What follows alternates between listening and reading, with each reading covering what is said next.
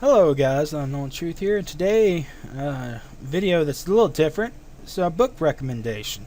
I don't have enough faith to be an atheist, which is one of my favorite statements. Not to smirk or anything.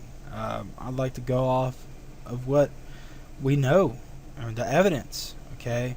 And where does your faith lie? Is it more probable for you to believe in the resurrection, that we came from aliens, or whatever it is? This book covers it all, from origins, evolution, morality, the resurrection, and many other things, miracles, okay, the supernatural, things like that.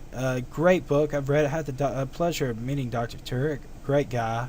I've went to some of his seminaries and had the pleasure of meeting him at the university, and but anyways, great book. I want to cover some of these things. It goes into let me start out with the Big Bang. I for one believe the Big Bang. I just believe that God was the cause of it because he fits every attribute that the Big Bang consists of. Of course, the likes of Stephen Hawking disagrees with the guy who created the universe. And he has his views on basically negative energy. States that negative energy was the cause of the universe and of the singularity. Disagree, but negative energy, I'd say, doesn't even really exist. But anyways, that's besides the point. I would say that the cause that this goes into the cosmological argument, the cause and whatnot, uncaused cause. It goes on about the creationist point of view. It doesn't matter whether you're old Earth, young Earth. If you are an evolutionist, we need to find out does a higher form of intelligence really exist? Okay. And I believe the evidence is more than conclusive on the matter. But this book goes into all that.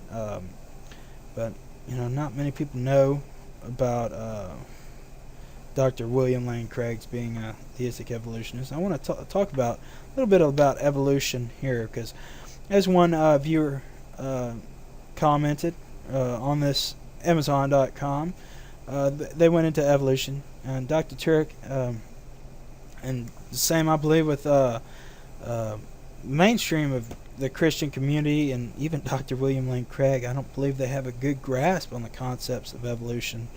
I myself am not an evolutionist, but I almost was, studying biology, taxonomy, microbiology, all that, in my educational pursuits. And even talking to some professors and whatnot about evolution and their views on it. And this all goes back basically to, I'm going to go into a little bit about it here, but first I want to show you what this guy says.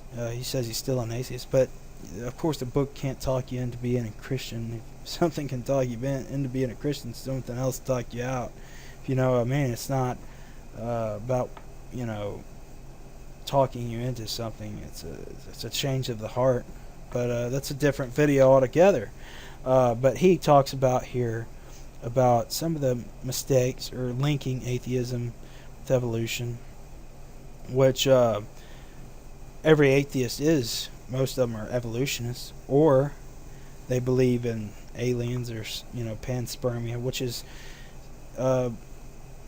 understandably taking off now, these concepts, because evolution's falling apart as far as the DNA is concerned. Intelligence, so many questions that it cannot answer, so many anomalies that it cannot account for, and the people are starting to see that have been swept under the rug, such as the existence of giants, like we see with Rakmir's tomb, and all these ancient cultures accounting for these things, and gods. What are gods? Are they fallen angels? Are they aliens? Are they ancient astronauts? Like the ancient astronaut theorists on History Channel like to propose. Or are they fallen angels? What are they? Of course, it depends on your paradigm. And I believe the Christian point of view, Christian worldview accounts for everything, literally everything. And science only goes to show its validity. Now, but anyways, let's off topic. He talks about how it links atheism with evolution. Dr. Turk doesn't really link atheism with evolution. In this book, he talks about how evolutionary naturalistic views yield an atheistic point of view in a sense, and that they go hand in hand, which they do. Every mainstream evolutionist I've ever talked to that studies a lot of micro or macroevolution or whatever, a lot of people think that those are the same thing, and that you're an idiot if you differentiate them. I disagree, and I can tell people why, but that's besides the point. Again, so many topics this book covers, but so many it doesn't as well. And I think that's where it is a little weak as far in the whole of Christianity, and as far as everything outside of the creationist, standpoint, whatnot.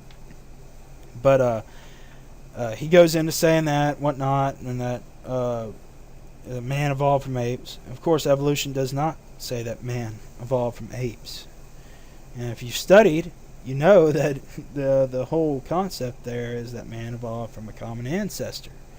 Now, what so many people will disagree with, and I myself, is who is the common ancestor. So you see, the mainstream promotes Neanderthal, Homo erectus. You've seen more, like Ardipithecus ramidus. It's controversial, definitely to say the least. Mostly a forgery, based on all the evidence I've seen.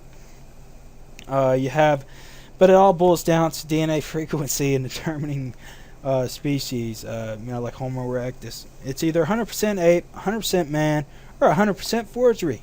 Okay, and that's what it boils down to as far as evolution is concerned. I mean, every professor I've ever talked to or mentioned or heard of about who's actually honest on the topic mentions that DNA frequency, the method they use to determine species, is subjective ultimately, and the views are up to the eye of the beholder. Okay, as far as where they want to fit it into their paradigm. Okay, and these things aren't really talked about much in the mainstream community, and I wish that people would cover more on these things. But Dr. Turek had it in for him in this book, because man, he did a great job as far as the overall layout of the book and the topics he did discuss. Okay, I wish he would have covered more on some of the things that have been basically covered up by like the likes of the Smithsonian and the mainstream the educational world. I wish he would have covered more on the history of education. As far as it's ironic how the mainstream university culture was actually created here in America and elsewhere to learn more about the scriptures. Okay, and that's the main reason we were building them. To educate people more on the subject. Okay, to learn more about God. Now it's the opposite, to find out more ways we can see about disproving the existence of God. And sadly, people are starting to reduce themselves to panspermia, the belief that our DNA was seeded here, because they can't explain the existence of information, which is my beef with microevolution and macroevolution, or macroevolution specifically. A lot of people like to argue that macroevolution is microevolution. They're the same thing, just one occurs over a longer time span than the other. And I would respectfully disagree with that, as they are definitely different. Microevolution, on one side, is well documented, occurs in nature, is very natural, and we see it all around. We have documented cases of it. Macroevolution, on the other hand, is not, and it requires the additional information, and it jumps between one species to another, or one genus to another, or family, whichever it is, because now it's so hard to tell because there's so many, links in the phylogenetic tree or the taxonomic or in taxonomy, or the tree of life, I guess, to say it in simple or more simple terms, that it's like a spider web now, and that's because they're finding out so many things that has been basically talked about since the beginning of time, that they're just now, so many people are uncovering. You're having people start to see that Noah was right. Okay, the scriptures were right when it talks about each according to its own kind, or baraman. Okay, most people think that Noah took upon the ark, a little dog, a cat, a lion, a little coyote, and all that. But did he really take those on the ark, or did he take the root species? After the kind refers to more of the family, like an ancient wolf. It's funny how we just found out that ancient wolves came from the Middle East, which is the predecessor of all dogs. Okay, and if you're a Christian, you don't have to be scared. Don't be scared. You need to search the truth. Search for this truth. If anything, you'll find that science actually actually proves Scripture to be 100% correct rather than the opposite. If anything, no matter where it leads, you shouldn't be scared to find out the truth. Okay, I know it might be hard to swallow, whether you are an atheist, whether you are a Christian, whether you're evolutionist or not. You can still, you don't have to believe in an old earth or young earth. You don't have to believe in evolution, or you can. Of course, it all boils down to the change of the heart, like I was saying. But this book covers it all, and I think it's a great book. I've covered the spots it didn't cover here. But maybe Dr. Turk in the future, I wish I would have mentioned this to him when I saw him, will cover some of the things about the controversy in the educational system. I mean, there's a big mass movement going on, guys. Okay, and evolution's starting to nail itself in the coffin, and a lot of these other topics are coming to fruition because of the times we live in. Okay, but anyways, guys, great book, recommend it. If you want to know more about origins, the Big Bang, how it yields more of an argument for the case for God's existence and Him being the cause of it, and everything that exists, and the way we have morals, and basically the resurrection of Christ. You want to know more about that? Read this book. Even if you're just searching, you don't know what to believe, you should read this book.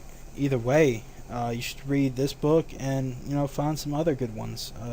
I just want to give people a good kind of overview of everything. You need to look at both sides, honestly, and that's what science today doesn't do. You either believe this paradigm or you're an idiot. Okay, basically, it's sad how rude and how, well, I guess if you teach that there are no morals and it's subjective, you're that way. But that's what they do. There's a big double standard in today's educational system, okay, and academia. But anyways, guys, God bless. Check this book out. It's a powerhouse. That's all I can say, and it does a great job covering so many facets of Christianity, miracles, the supernatural.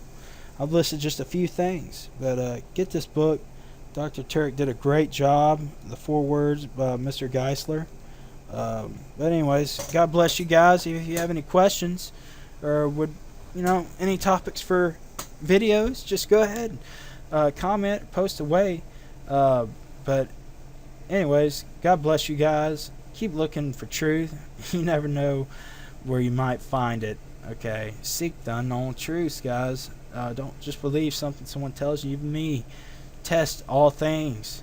Okay, God bless. Have a good day, and based on prophetic occurrences, keep your head looking up, because our redemption draweth nigh. You better come to a decision pretty quickly. God bless.